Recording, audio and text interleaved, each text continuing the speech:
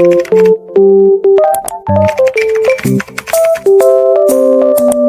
guys, Assalamualaikum warahmatullahi wabarakatuh. Perkenalkan, nama saya Naina Ayu Rizky dengan NIM 203200246 dari Prodi Manajemen Pendidikan Islam, Fakultas Tarbiyah dan Keguruan. Video ini saya buat untuk memenuhi tugas mata kuliah saya, yaitu Etika Manajemen dengan Miss Yuliana Afifa MPD. Baiklah, di video ini saya akan menjelaskan serta saya akan menguraikan tentang membangun komunikasi yang efektif dalam organisasi. Sebelum lanjut, kita harus mengetahui komunikasi efektif itu apa. Komunikasi efektif bukan hanya sekedar berbicara antara satu orang dengan orang lainnya. Nah, lebih dari itu. Suatu komunikasi itu ini menjadi proses pertukaran pemikiran, yaitu yang disebut dengan transfer informasi, pengetahuan, dan ide. Jadi, komunikasi disajikan dengan cara yang paling dipahami oleh penerima, yaitu oleh lawan kita berbicara, sehingga tujuan dapat dipenuhi sebaik mungkin. Itulah kenapa komunikasi efektif sangat penting bagi organisasi atau apapun itu. Bahkan komunikasi yang efektif bisa membantu pada hampir setiap aspek operasi bisnis perusahaan. Nah, berikut ini ada cara membangun komunikasi efektif di dalam organisasi. Yang pertama yaitu lakukan komunikasi langsung.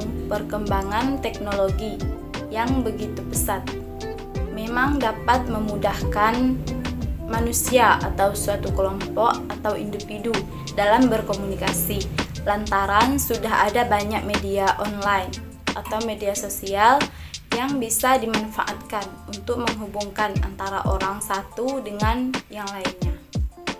Nah, tanpa perlu bertemu secara langsung, sehingga teknologi seperti ini tentunya sangat memudahkan atau membantu kita sebagai masyarakat dalam bekerja.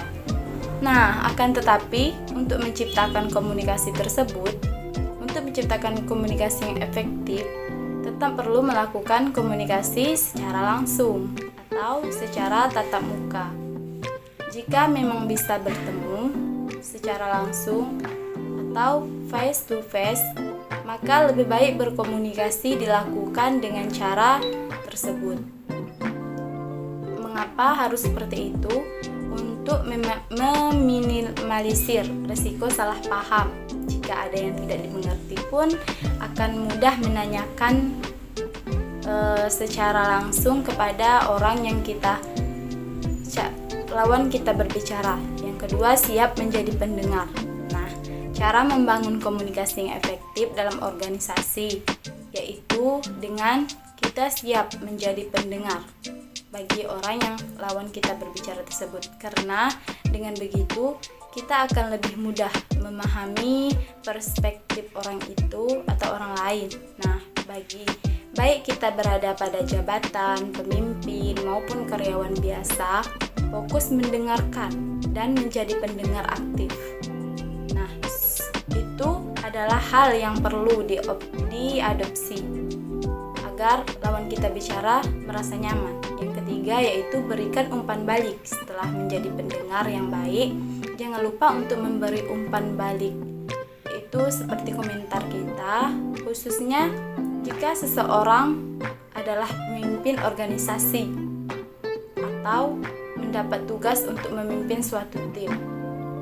Nah, sebab anggota kita tidak akan mengetahui mengenai kinerja yang telah mereka lakukan tanpa adanya umpan balik atau tanpa adanya pandangan kita atau penilaian dari kita, sehingga mereka pun akan berjalan tanpa arah.